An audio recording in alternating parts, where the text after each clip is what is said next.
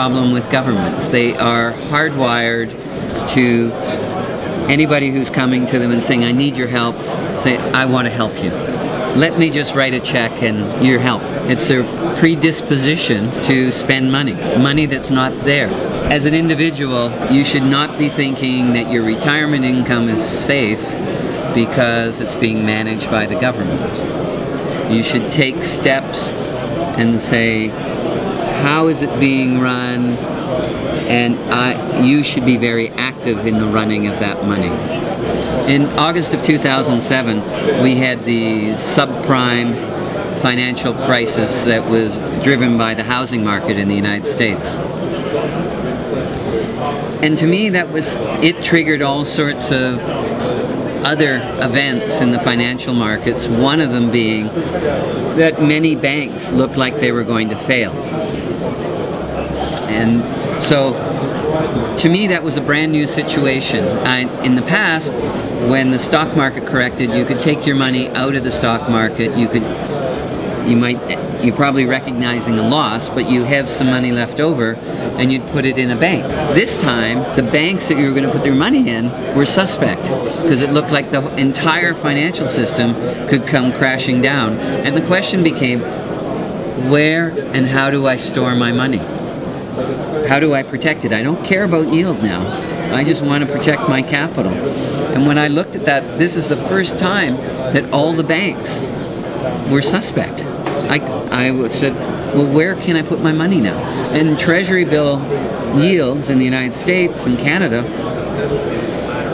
all of a sudden there was all this money rushing into the short-term market, and the yields on the bills just shrank. They were, in 1 week, they were cut in half. And that was because all this money was coming in to buy Treasury bills. They wanted the protection of the safest money the government issued that had the shortest term. Physical gold, I think, will do very well, and I would encourage people to own some. Myself, I own both physical gold and shares of junior gold mining stocks.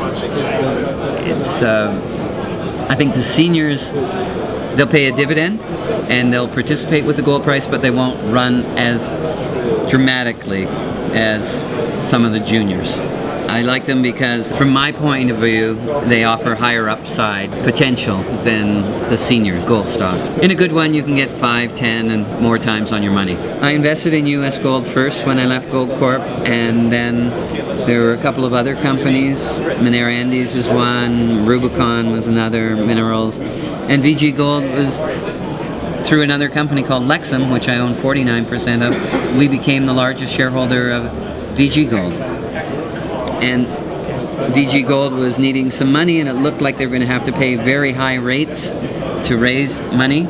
And we said, well, Lexum has some money, and if we put it together with VG, we own 43% of it, we could create a stronger, better financed company that was more focused in the marketplace, larger market cap, more attractive to investors, that had better opportunity to go out and explore.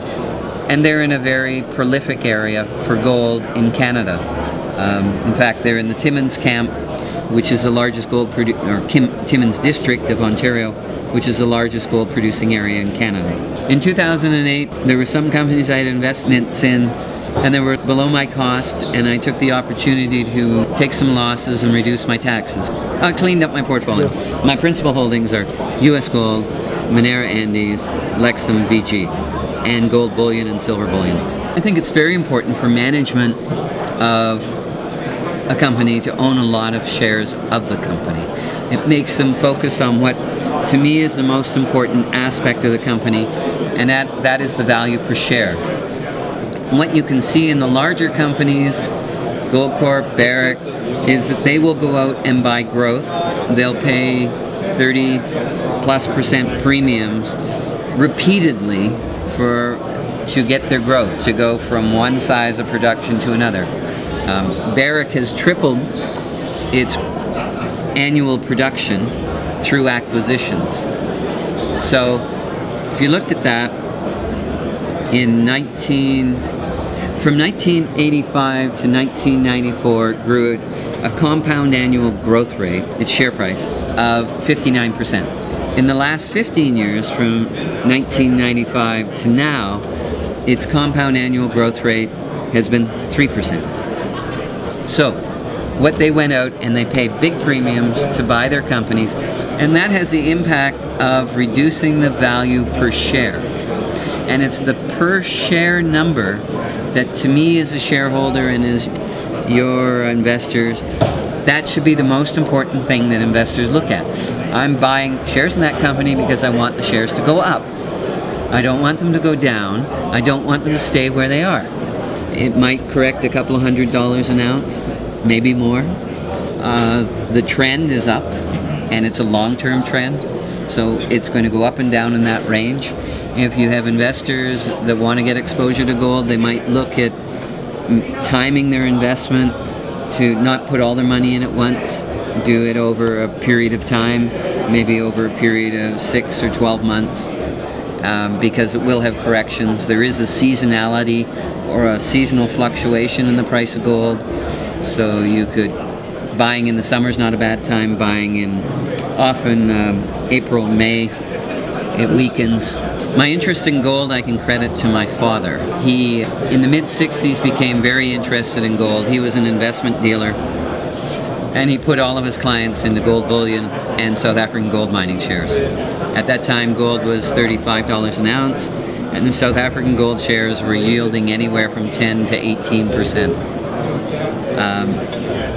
So I met a group of people that were around the gold industry that believed in minimal government. A term would be a libertarian background, and that governments could not stop their behavior of printing money, and that the gold supply didn't expand that quickly. So my father introduced me to gold. I spent the first 18 years of my life in the investment industry doing research, sales, running portfolios of mutual funds that invested in gold bullion and gold mining shares around the world. And then I jumped into the mining industry and wanted to see if I could build. So there will always be deposits found. We found at Goldcorp the richest gold mine in the world, in a mine that everybody thought was going to close and was already 45 years old. And yet we found this fabulous deposit 1.5 kilometers below the surface. And I think there's more discoveries to be made. Goldcorp built and grew in value during a period when gold was falling and totally out of interest. Our big growth spurt was happening in 2000 to 2005, and no one was interested in gold then. You're going to see more people coming into the marketplace, and gold can't be produced that quickly, whereas the money supply can be expanded infinitely. As more people come in, the price is going to move up. I think gold goes up to its peak. Look at that Dow gold index ratio, and when it gets down to 1 or 2 ounces buying the Dow, then you should start rolling out some of your gold investments into other areas, probably debt instruments, maybe some real estate, and equity issues of the broad market. I would suspect it's 2014, 2015 when you see $5,000. The debt levels have accumulated over 30 years. They're not going to be eradicated overnight. Right now, the U.S. is experiencing, and most of the countries in the world are experiencing a savings and interest cost on their debt.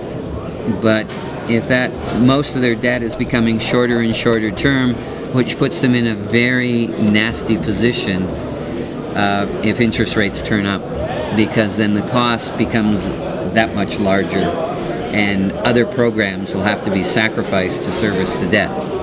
The best thing a government probably could do is take out a lot of debt, long-term debt right now at very low interest rates, like 100 years at 1% or something, maybe 2.